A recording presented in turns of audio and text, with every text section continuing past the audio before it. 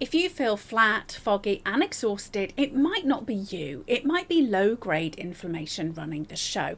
And if you've been Googling brain fog and depression, fatigue and low mood, or gut health and anxiety, this is the missing piece that most people skip. So here's the moment I realised people thought I was insane, and now they're all pretending like they invented it. So I was hunting through my old files the other day, doing a bit of PC spring cleaning, and I found my notes and handouts from a talk that I did around 8 years ago. I was speaking at an event for parents of children struggling with anxiety and depression, and I was teaching the 3 fundamentals of mental wellness: diet, exercise and sleep. And one of the mums put their hands up, not a curious hand, a concerned hand, and she asked something along the lines of, so why are you talking about food and exercise? I came for help with my child, like what about medication?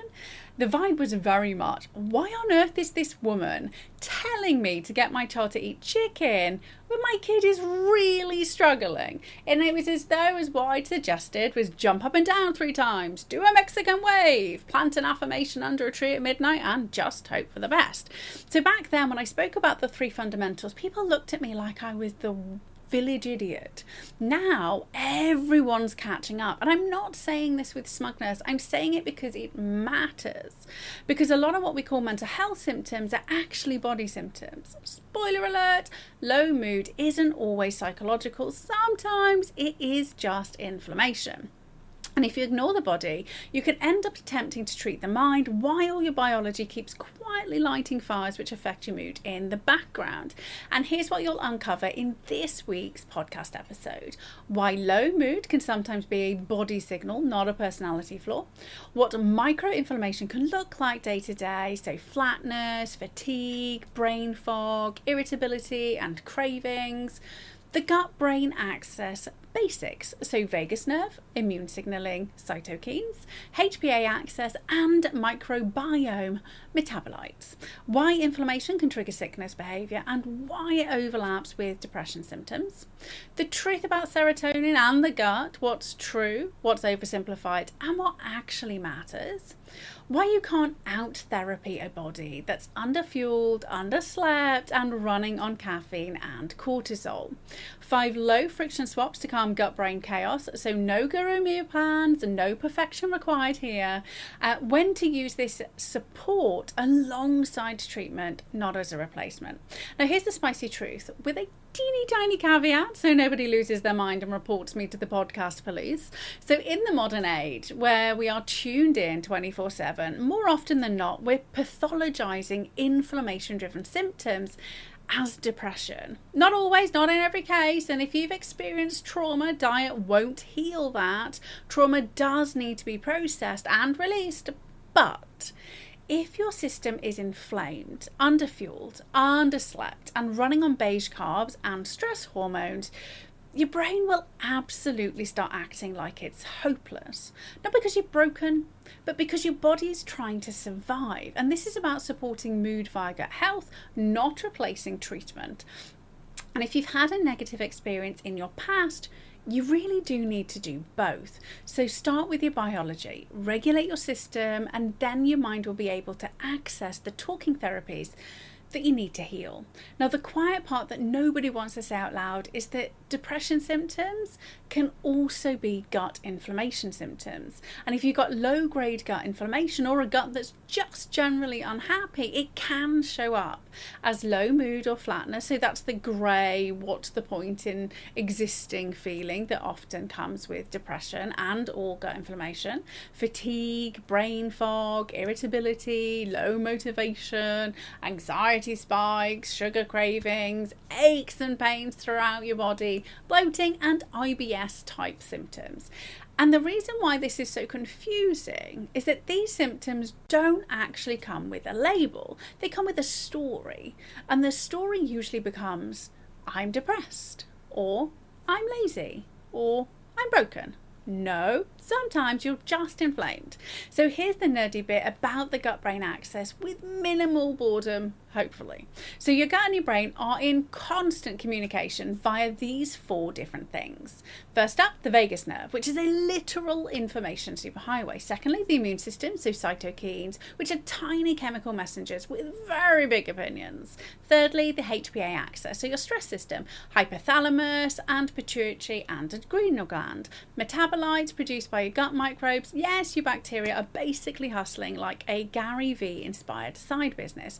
So here's what happens. Firstly, inflammation doesn't stay politely in the gut. So when your gut lining is irritated and your microbiome is out of balance, your immune system can ramp up. That means increased inflammatory signaling. Cytokines are part of that signaling, and cytokines don't just affect your colon, they also affect your brain. There's a whole body of research on inflammation and depression. Not depression is only inflammation, also not inflammation causes depression. We're talking correlation here, not causation, because that's responsible science. But increased inflammation correlates with increased depressive symptoms, which I'm sure you agree is a very different conversation to, you just need to think positively.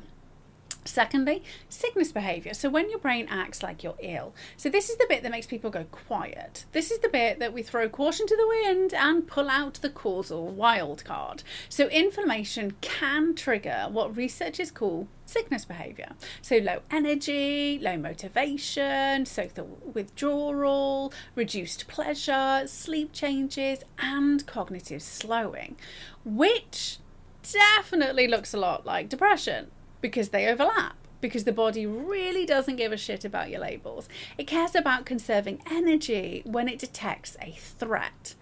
Thirdly, serotonin and the gut. True-ish, but often oversimplified. So you'll hear the line, 90% of serotonin is made in the gut, which is true in a way that's also misleading. So most serotonin is produced in the gut, but it's not like your gut serotonin just pops up to your brain like an Uber. Production is triggered when you eat. You have literal bacteria chilling out in your microbiome, waiting for foodstuff. And yes, that is the scientific term for food items. It's just chilling out, waiting there for foodstuff to enter your gut. And when these bacteria sense foodstuff, they do their thing and serotonin is produced. But, and this is a big but, if you don't have the base chemicals circulating in your system, such as tryptamine, which is a tryptophan-derived amino acid, serotonin is still not produced. Also, sorry to be the bearer of bad news here, but tryptamine is released by the muscles when you move. So no movement, no tryptophan-based foodstuff means no serotonin creation. And this matters immensely because your gut directly influences immune signaling, stress hormones, nutrient absorption, and tryptophan metabolism. So if your gut is struggling, your mood regulation machinery can get very wobbly indeed. Fourthly, the blood-brain barrier, which is not a brick wall, it's more like a bouncer. So the BBB helps regulate what gets into the brain, but chronic inflammation can alter permeability and signaling. Again, not a doom story, a mechanism story. So your brain's not floating above your biology like a wise little monk, it's sitting inside it. And I know what many of you are going to say right now, but I'm an emotional eater. No, you're just a human. Serotonin and reward pathways are designed to make eating feel good. If eating didn't feel good, we'd forget to do it and the species would have died out a long time ago. So there's no moral failure in wanting comfort via food. The question is whether the comfort foods you're leaning on are quietly increasing inflammation and making your baseline mood worse. Now that's not shame, that's just paying attention to the strategy. Now, the reality is you can't out-therapy a body that's underfueled. And if you're trying to do mindset work while your gut is inflamed, while your blood sugar's on a roller coaster because you've underslept, or you're living on caffeine and cortisol, you're basically trying to run a software update on a laptop that's consistently overheating. Can it work? Sure. Are you making it harder than it needs to be? Absolutely. So here's my top 5 easiest swaps to calm the gut-brain chaos, all low friction and absolutely no guru nonsense. This is not a 40-step meal plan. This is stop making it worse and add what your system needs. Firstly, add fermented foods or probiotic yogurt if you hate sauerkraut. And if you've never tried sauerkraut, it's definitely an experience. So like I once spent a month making it, then made Matt try it first, like he was the royal food taster. Stood there in the kitchen, cup of tea in hand, watching in slow motion as that fork moved to his mouth, a weird grimace on my face. Thankfully, it was tasty enough that I made it again. But so fermented foods have been shown to support microbiome diversity and gut function. Options: kefir. So culture at home and either drink fresh, which I think's gross, or add to protein shakes and smoothies. That gets my thumbs up. Live yogurt, throw in some oats and berries for an overnight oat treat. Sauerkraut, throw a couple of spoonfuls on the plate when you normally add salad or coleslaw. Kimchi, used as a side dish for just about everything over in Korea. Start small. You don't need to fill your kitchen with fermented food making tools like I did. Consistency beats overexposure every single time.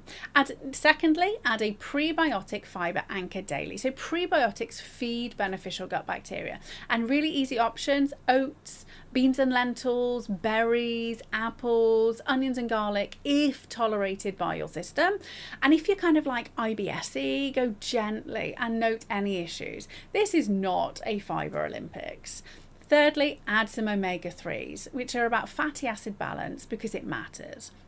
Omega-3s are associated with anti-inflammatory effects and have been studied in relation to mood.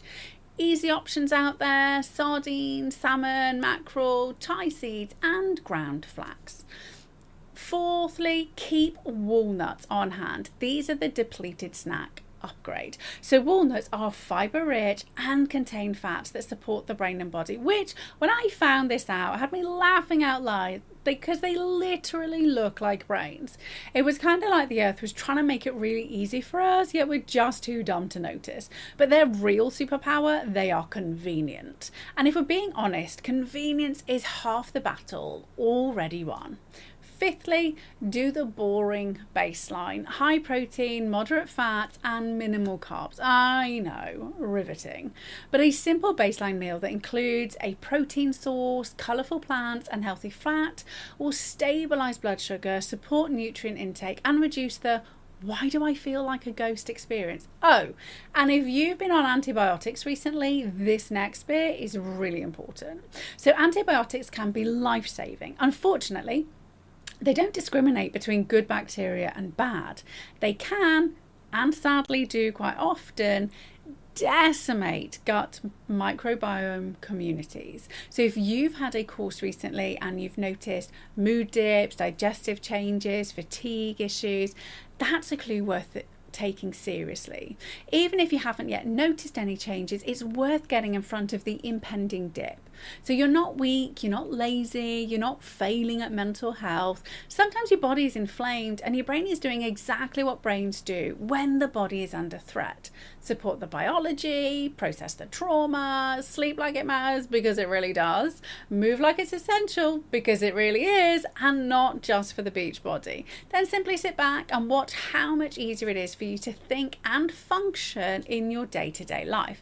And if you want to understand why certain stresses hit you harder than others and what your system needs first, take my happiness archetypes test.